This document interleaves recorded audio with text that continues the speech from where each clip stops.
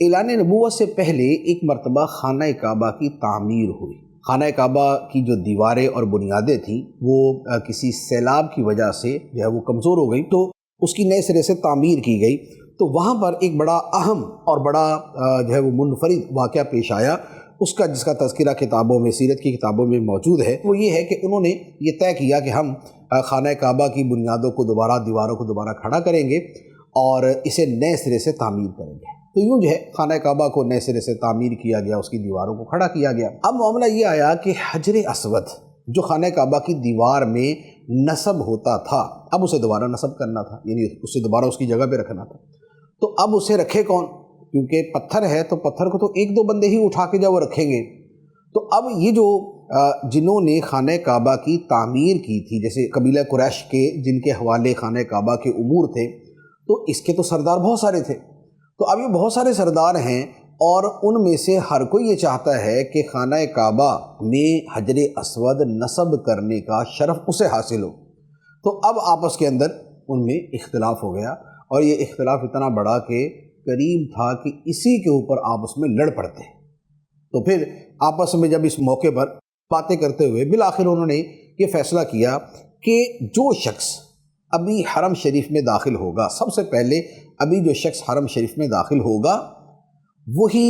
حجر اسود کو خانہ کعبہ میں نصب کرے گا، وہاں پہ رکھے گا۔ تو اب ہوا کیا کہ اللہ تعالیٰ کی طرف سے یہ شرف سرکار دو عالم نور مجسم صلی اللہ تعالیٰ علیہ وآلہ وسلم کو عطا کیا گیا۔ آپ کی عمر مبارک ابھی 35 سال تھی، 35 ایئرز، اور اس وقت تک آپ نے اعلان نبوت نہیں فرمایا تھا۔ تو اب جیسے ہی سب سے پہلے حرم شریف میں نبی پاک صلی اللہ علیہ وسلم کا داخلہ ہوا، تو جتنے لوگ وہاں پر موجود تھے سب بیک زبان کہنے لگے کہ صادق و امین آ گئے، صادق و امین آ گئے۔ یعنی نبی پاک صلی اللہ علیہ وسلم کا آنا، ایک تو یہ ہوا کہ انہوں نے یہ کہا کہ جو پہلے آئے گا وہی رکھے گا، اور نبی پاک علیہ السلام پہلے آئے۔ اب یہ اللہ تعالیٰ کی طرف سے ایک خاص جو ہے وہ اعزاز کے طور پہ تھا۔ دوسرا یہ ہوا کہ وہ تمام کے تمام لوگ اس بات پر متفق تھے کہ یہ اس کے اہل ہیں،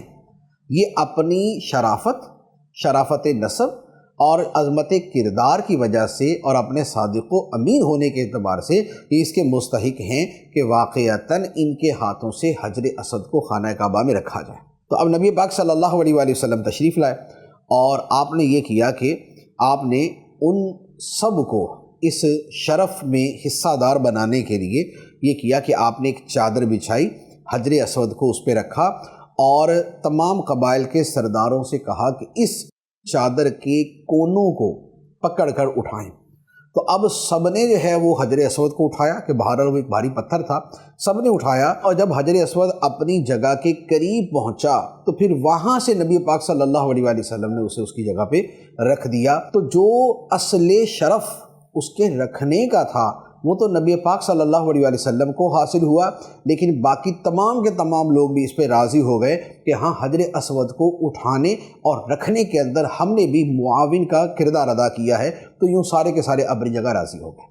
اب یہ واقعہ کئی پہلو اپنے اندر رکھتا ہے۔ ایک تو یہ کہ یہ واقعہ ہے نبی پاک علیہ السلام کی عمر مبارک کے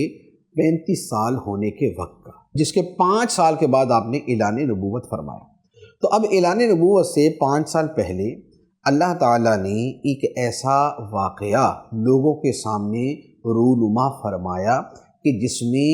سب لوگوں کی نظریں آپ کی طرف اٹھیں، آپ کو پہچانیں، آپ کے صادق و امین ہونے کی گواہی دیں، آپ کی معاملہ فہمی اور دانش مندی کو سلام کریں۔ تو یہ واقعہ اس تناظر کے اندر ہوا۔ دوسرے نمبر پہ یہ ہوا کہ نبی پاک صلی اللہ علیہ وآلہ وسلم کا صادق و امین ہونا سب کی زبانوں پر ایک مرتبہ جاری ہو گیا، تاکہ بعد میں جب اعلان نبوت کا وقت آئے تو ایٹ لیسٹ یہ والا معاملہ اور یہ والا امر اور یہ واقعہ جو ہے وہ ان کی ذہنوں میں تازہ ہو سکے، اور وہ اس معاملے اس اعتبار سے سوچیں کہ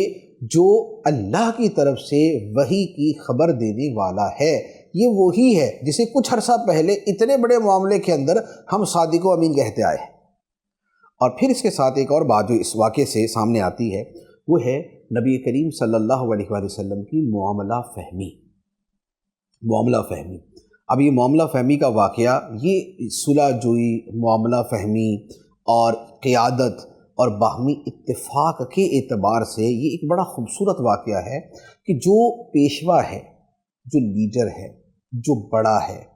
اور جو سب کو ساتھ لے کر چلنے کی صلاحیت رکھتا ہے، تو اس کے کردار میں ایک شے یہ ہوتی ہے کہ وہ کسی بھی شے کا جو کریڈٹ ہے، جو شرف ہے، وہ اس طرح سب کے اندر ڈیوائیڈ کر دیتا ہے کہ سارے اپنی اپنی جگہ پہ خوش ہوتے ہیں۔ تو اب یہ اعلان نبوت سے پہلے ہی اللہ تعالیٰ نے آپ کو ایسی کامل عقل اور کامل ذہانت عطا فرمائی۔